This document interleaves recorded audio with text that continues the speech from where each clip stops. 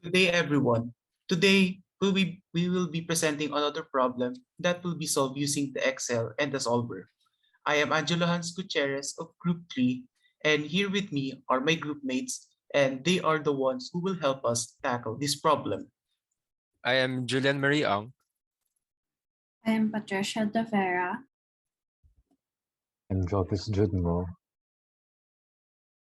I am Maxine Luis Pascual, and for the second group assignment, Group 3 has chosen Chapter 6, Network Optimization, problem number 11.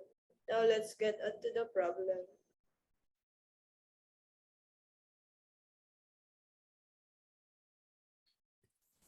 The diagram shows despite a system of aqueducts that originate at three rivers, nodes R1, R2, and R3, and terminate at a major city, node T, where the other nodes are junction points in the system. Using units of thousand of acre-feet, the following table shows the maximum amount of water that can be pumped through each aqueduct per day. From point R1 to point A, the maximum amount of water that can be pumped through that aqueduct is 75,000 acre-feet of water. From point R1 to point B, it is 65,000 acre-feet of water. And in point R1 to point C, no water can be pumped through those points since there is no connection between them.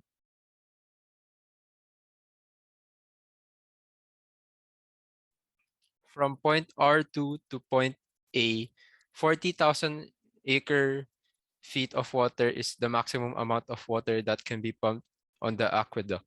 In point R2 to point B, it is 50,000 acre-feet of water, and in point R2 to point C is 60,000 acre-feet of water. From point R3 to point A, no water can be pumped through this point since there is no connection between these 2 points. In point R3 to point B, the maximum amount of water that can be pumped is 80,000 acre-feet. From point R3 to point C, it is 70,000 acre-feet of water. From point A to point D, the maximum amount of water that can be pumped through that aqueduct is 60,000 acre-feet of water. From point A to point D, it is 45,000 acre-feet of water. And in point A to point F, no water can be pumped through this point since no connection is present for water to flow onto these points. From point B to point D, the maximum amount of water that can be pumped through that aqueduct is 70,000 acre-feet of water. From point B to point E, the maximum is 55,000 acre-feet of water. And from point B to F, the maximum amount is 45,000 acre-feet of water.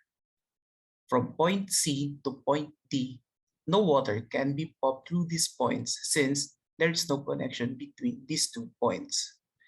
From point C to point E, the maximum water pumped is 70,000 acre-feet of water. And from point C to point F, the maximum water pumped is 90,000 acre-feet of water. At the point of termination, or point T, the maximum amount of water that could come from point T is 120,000 acre-feet of water.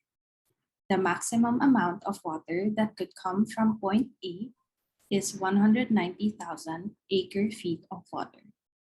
And the maximum amount of water that could come from point F is 130,000 acre-feet of water. So, using the data given, the city water manager wants to determine a flow plan that will maximize the flow of water to the city.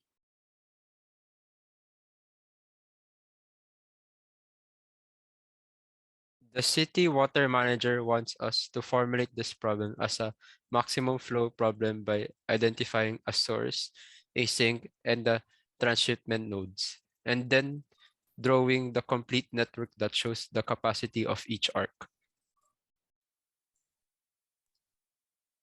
These were made with the following assumptions in mind. All flow through the network originates at one node called the source and terminates at another node called the sink.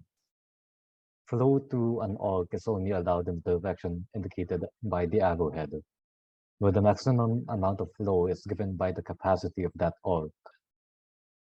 At the source, all arcs point away from the node. At the sink, all arcs point into the node. The objective is to maximize the total amount of flow from the source of the sink.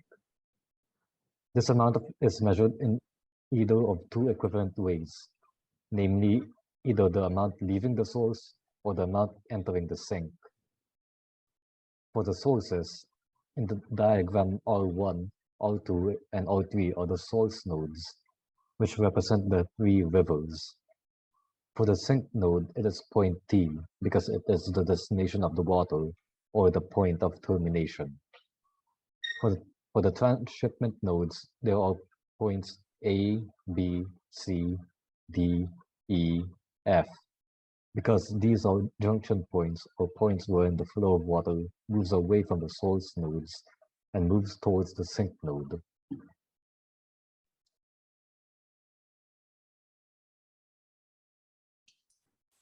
For the spreadsheet model, the model used to answer the problem is for maximization flow problem with sources coming from R1, R2, and R3, and a sink endpoint T, in which the goal is to find out what is the maximum flow of water to the city. We will discuss on how we will solve the problem step by step. The first step in doing the spreadsheet model is to find the relevant information in the given that will be applicable in the spreadsheet model.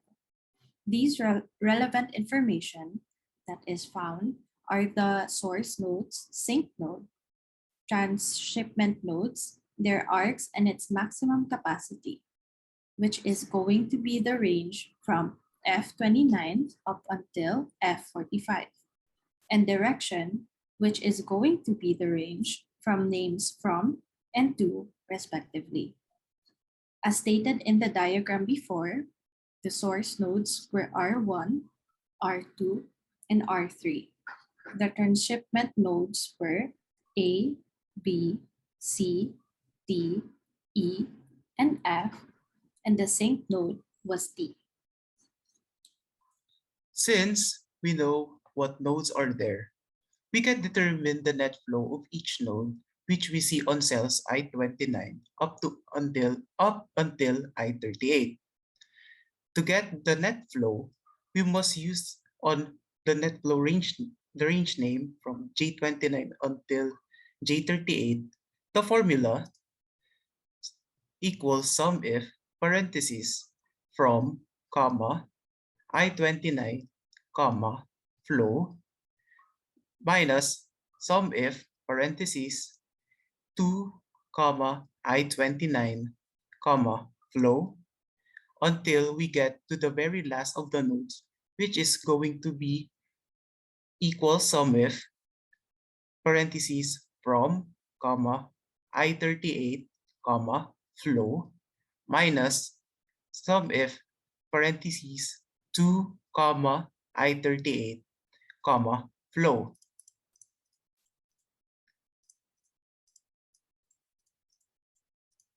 The formula that is going to be used in maximum flow is going to be equal sum parentheses J29 until J31. Using the objective cell maximum flow in D47 to maximize the total flow from the three source nodes to the single sink node. Additionally, solver will yield the optimal flow in changing variable cells in flow, the range from D29 until D45. In the solved parameters, the set objective is going to be maximum flow or cell D47, and it is going to be set at max since we are finding the maximum flow of water. In the changing variable cells, it is going to be flow, the range from D29 up until D45. For the first subject to the constraints, the cell reference will be J32 up until J37, which is part of net flow, should be equal to the constraint Supply demand, the range from L32 up until L37, and for the second subject to the constraint, the cell reference will be also flow, and it should be less than or equal to the constraint max capacity. After that, make unconstrained variables non-negative must be thick, and for the second and for the solving method, simplex LP should be used, then we are good to go and press solve. As stated earlier, the solver will yield the optimal flow in the changing variable cells in flow. The maximum flow of water that can efficiently run through the city is 395,000 acre-feet of water. And that's the end of our presentation. Thank you.